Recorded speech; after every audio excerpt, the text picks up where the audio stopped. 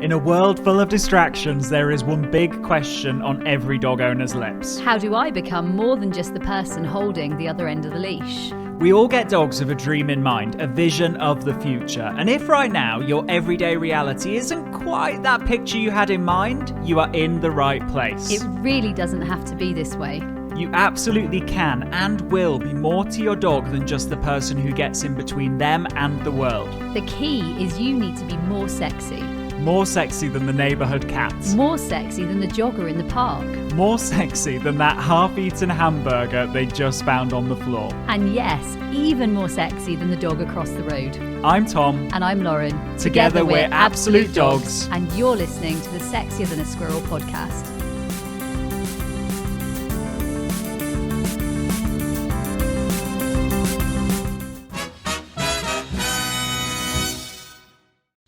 Hello and welcome to the Sexier Than a Squirrel podcast, the podcast that teaches you how to transform your dog owning struggles into massive strengths. And we're talking about a particular dog owning struggle today that for sure is a common one. It's for sure a frustrating one. It's for sure one that maybe you didn't anticipate being part of that dog owning dream. And that is barking. Now, barking, whether it's barking in the car, barking at people, barking at random noises, barking at noises you didn't even know were existing, barking at the postman, barking in literally excitement, water, swimming. You know what? Barking, very rarely is barking actually really wanted. I can think of a couple of situations working with police. I can think of how it would be wanted, or maybe sometimes with Classic, I get her to wind up just before I compete with her. But on the whole, I would say barking isn't really that useful in our day-to-day. And actually, it can be very damaging in relationships. I've seen damaging neighbour relationships. I've seen damaging actually damaging household relationships and damaging husband and wife relationships or mother, sister, brother, family, lover, all of those sorts of things, right? Like they literally damage relationships. You know, it can even lead to, like local authorities needing to get involved. And it can be one where if you find yourself at that point where relationships are damaged, it almost becomes even more urgent. And that urgency can almost create like a bit of, I guess it's almost like inertia, and it's like, oh my goodness, I feel so overwhelmed, I don't know where to start, and it's happening in the meantime, right? And I've had possibly, even just at the training centre, possibly 10, 15 people, Tom, who've had just what you said, which is the local authorities have been involved. Oh my and goodness, local authorities on a weekly basis. If you think about it, like it's crazy. The local authorities, it's almost used, and I think this is something that it's a little bit it's a bit threatening. Like it's such an easy one. And because dog barking is such a non-acceptable thing, I was thinking about it because we actually had a good few years ago now, someone complain about even our dogs, as in on the centre. And if we think about it, actually, it's quite an easy go-to for people, which means for me, I don't ever want it to be something people can come at me with. Yeah, absolutely. It's just not something that they can have. That's the bad side. And then the flip side of that is actually, I really like it when my neighbours don't realise that I have dogs, right? That is or if just I come something. into your house and you'll say, you'll say, did anyone bark? And I'm like, no. And you're like, yes. Like it's a win, isn't it? If you can almost, you can flip it, and it's like we can gamify it to mean how cool would it be if nobody even could realise that we had dogs because they don't hear a bark. It is often a win if we have a training session where, I don't know, someone interrupted it and the dog didn't notice. Yeah. Like those are our big wins. And so, yes, we can challenge it in a different way because actually society doesn't approve of dog barking, and I think it's worth saying that. And I think also society can use it as a very quick sort of problem, and it can be sort of slapped on you as a label, noisy neighbour, or all of those things. So what can we do about it? So I guess the first thing that I think is really useful in this situation is actually, let's find out where we're at, right? Let's do a bit of a barking diary, because then what we can do is if we log every time our dogs bark throughout the day, and maybe with that, what event triggered it, if anything that was obvious to you, what we can start to do is we implement things, is we can start to see progress, because this isn't going to be, we're going to tell you something today that means that tomorrow your dog never barks again. That's, not realistic when there's a level of rehearsal that's been happening. Instead, the way that you can track this, and it's important you track it, otherwise it can feel like you're not making progress, is a 10% reduction, then a 20% reduction, then a 50% reduction in how often they bark. And imagine that point that you get to when your dog's barking half as much, or your dog's barking not at all, right? But the point is that there'll be lots of points throughout that where you may have given up because you didn't realize the progress you were making. And this is where having some level of record keeping, even though it sounds really boring, it doesn't need to be stick a piece of paper on the fridge and have, the whole family involved. If the dog barks, you put a little check under that day. And it just allows you to be reinforced for your efforts that are really paying off, but not necessarily your dog's never barking again. And I think the big thing with barking is that the more they rehearse it, the more they do it. The less they rehearse it, the less that they do it. And it keeps going that direction. Yeah. So for me, next tip or next thought or next pattern would be interruption is a really powerful tool. And so for my dogs, if I do catch them barking and I do spot them sort of kicking off, because they do, they're like, what's this? Or what's that? Or hey, this is happening. I will interrupt it. And my interrupters would be anything like, or hey, you, come on over this way. Let's stop that. Yeah. Or that is none of your business. Or hilarious. Liza said to me the other day, I asked her if she wanted to do something. She said, absolutely not. And the funniest thing is that's often what I say to the dogs. Absolutely not. Like it's often conversational, but it's very much an interrupter. And I think where we can interrupt, we don't allow barking to be something that is, I suppose, infesting our day, really. It's something that we interrupt. Yeah. And with that, what would be the goal here? What would be the next step? Is often if you find that your dogs are barking, just change the picture somehow, because it's not so much about it's not so much about trying to punish them. In fact it's not about punishing them or telling them off in that situation. It's saying, let's limit rehearsal in this moment as much as possible, and that might be we just move to a different room, or it might be that we change the setup, or it might be that we direct them onto something that is more appropriate, because it tends to be one bark leads to multiple barks in a situation. I've got a really good example of that, Tom. And I was at the stables the other day. Dogs are allowed there, which is really, really nice. And I try not to take advantage of that. But I often take Nifty because she's very young and very aware. And so what I tend to do when I take her is I just pop her in the stable and her and Mango will play for a bit. So I tend to pop them in together. Anyway, a couple of little Bedlingtons and the Lurcher came in and they were all running around and barking. And then the Dachshund came in and that one was barking too. And everyone was very excited. And so Nifty did a woof woof, because there was a lot of other woofs going on. And what I did was I put my hand over the stable door and I just said, hey, that'll do. Thank you. Like, I'm here. You're fine.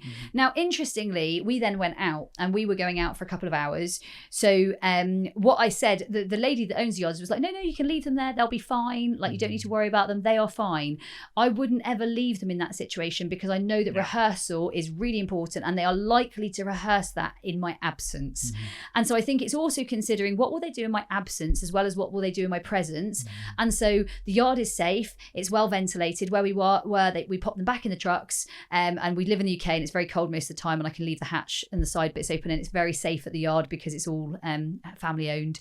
And so for me that was my solution. And they go in a much safer environment and a much less choice environment. And so it's also considering what happens in your absence as well as what happens in your presence, because obviously that rehearsal makes up your 24 hours a day. And that, I think, is really important. How they spend their time is really important. And also that's kind of like on a macro level, like big picture level. Okay, we're not going to have them spend time in certain places where that might happen. And also, actually, on a very small level, where your dog spends time within a room can influence whether they bark. For example, if your dog is looking out of the living room window for a lot of the day, you bet they're going to find things to bark at. Interestingly, this is something that doesn't have to always be the same. So, for example, Tokyo, as a young dog, and Easy as young dogs couldn't spend time against my living room window. Tokyo would be stalking everything and Easy would be growling. And so neither of them got to spend sort of supervised time at the window. Now, you just reminded me of it then, because I don't think twice about it now. Like they both have access now. It's fine. And that's that's that moment of thinking, what don't I want? I don't want my dog to won't be barking out of the living room window. Well, what do I want? Maybe them not being near the living room window. And that, that might be a bed. That might be, at times, if they're not supervised, they don't have access to the living room. A crate, a cover, a sheet. Yeah. I think the cool thing is here, Tom, it's funny when we're talking about things like this, I forget how far we've come, and you guys are going to do the same because you're following us, you're with us, you're learning in the same way as us. And I've got, like I said, a young dog right now. She is a pain in the bum in so many ways, and yet I then look at where someone like Easy can be off lead around big events.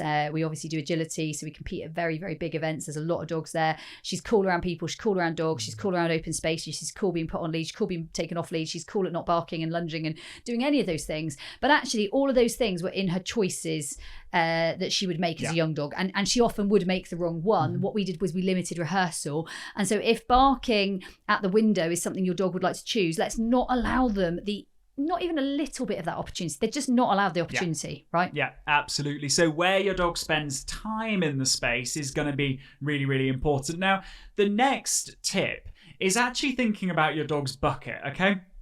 And that bucket is that concept of your dog's going around life with holding this bucket, carrying this bucket, and exciting things pay into the bucket, scary things pay into the bucket, and that bucket fills. And sometimes people will say, my dog's got all of these struggles, they're reactive to other dogs, they've got separation anxiety, they're noise phobic, and they put all these labels on their dogs. And the reality is their bucket's just really full, and actually they're just reacting. They're just reacting to the world. They're showing you that their bucket is full. And the first thing that we need to do is think about actually what is the main filler of that bucket? Because as that bucket fills, you bet the barking's going to get more frequent. And this can be challenging to figure out. But I was chatting to someone yesterday, and they'd come to me with all these diagnoses, right? All these labels, all of these things that they'd put on their dog. And, this dog was basically just totally covered in labels. And the reality is that it just had a really full bucket. And the reality and it's just a dog. Yeah.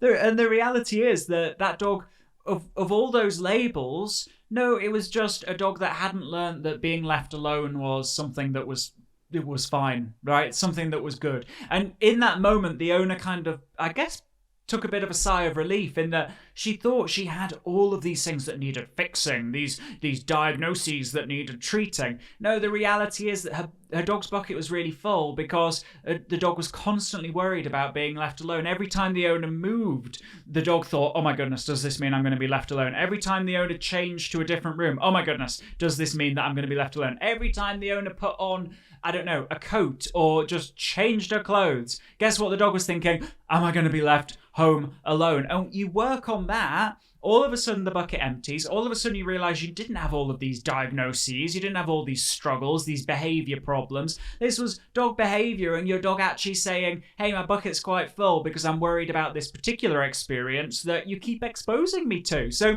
I guess it's that figuring out with barking, what is that 20% of things that you can work on that's going to get 80% of the results. I also think having the self-discipline, an example for this is I was at a big event all weekend and I decided to leave Nifty at home. Mm-hmm. And the reason I decided to leave Nifty at home was I was quite busy at the big event. Mm-hmm. I had 4 competing dogs there. Yeah. It was going to be a really busy one. We were traveling 14 hours on the Friday and 10 hours on the Sunday night and then another 5 hours yesterday. Mm-hmm. Actually, is that a good experience for her? When you do get to the event, all you're going to get is barking. And you're going to get barking non-stop and you're going to get out and it's going to be a lot of arousal. Yeah. Now, I'm not saying that's your scenario, but what I am saying is you'll know your scenario. Maybe it's a family do, maybe it's a little get-together, maybe it's a barbecue or a wedding or a pub event or a quiz or something like that. And actually, is it right for your dog? Because sometimes I definitely, at the weekend, I really wanted to take her. Mm-hmm. However, I knew that was me that wanted to take her more than she needed to go. Mm-hmm. And that actually in that event, probably what would she learn? Lunging, yes, I would imagine. Barking, definitely. Mm-hmm. High arousal, absolutely. And these are all the things that Tokyo doesn't really know, but Tokyo didn't spend his first year going to events like that because we were in COVID actually. So we didn't expose him. And actually he's probably one of the best behaved I've got at events like that. So what it taught me is that exposure is really important and considering being a little bit more selfless when it comes to what we're thinking. Actually, in the past, I'd have gone, yes, let's take her everywhere. Now I'm much more, is that the right direction? Have I got someone she can stay sensibly with at home? Or does she need to come to this? Or does she need to be involved? Or is she happy for a couple of hours at home? Yeah, absolutely. And so when you start to consider these layers, you start to see the balance just tips that little bit in your favour. You start to see maybe they bark 1% less the next day. But that 1% actually is huge, because that's now tipping the direction into barking less and less each day. And I think with barking, it's one of those where we easily feel defeated, right? You get this, I don't know, a barking episode, a reactivity episode, and it's like, oh, this isn't working. It isn't, that isn't the goal. We're tipping the balance. We're day by day improving. 1% improvements every day, they add up pretty quickly, actually. But you've got to stick to it. And this is where having the action plan would be really useful. And this is where actually we've created the action plan for you. Because what we've done is we've boiled down what would be the key things that you should do.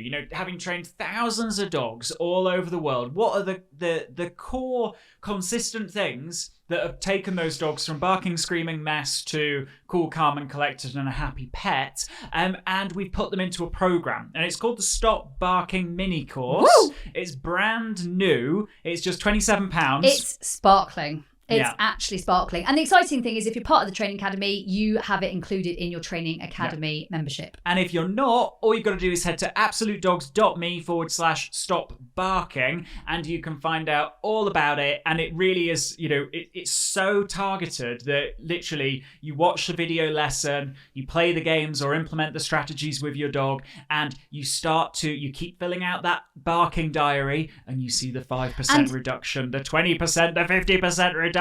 It is bespoke barking. So if you have a silent dog that is perfectly well behaved, this is not the place for you.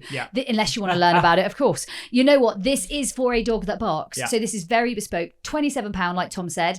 And the cool thing about that is you keep it for life. So this is your course for life. And when you do take part, you'll also see there's a pretty cool additional in there, but I'm not going to give away that secret. So £27 for life, you get that barking badge. And actually, with the barking course, you know what? It really is very, very, very, very, very targeted, and it's meant for you. Absolutely. So guys, this is absolutely something that you can make a change. You can do something about it. You can transform it if that is what you want to do. That was this episode of the Sexier Than a Squirrel podcast. We will see you next time. It's going to be a good one. And remember, stay sexy.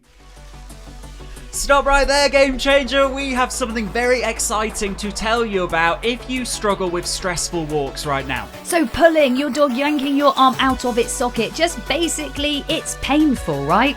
Now, it's a struggle that you want to transform. You want to go from pulling on lead like a train to loose leash walking prince or princess, and we've got a solution for you. It is just £27. It's a mini course that literally is going to be your zero to hero of loose leash walking. Day by day, we're going to be showing you the games and skills and strategies that you are going to need to implement to transform your dog's leash behaviour in the next 2 weeks. This is a complete package. You get to keep it for life. Yes, for life. And it's just £27 to you.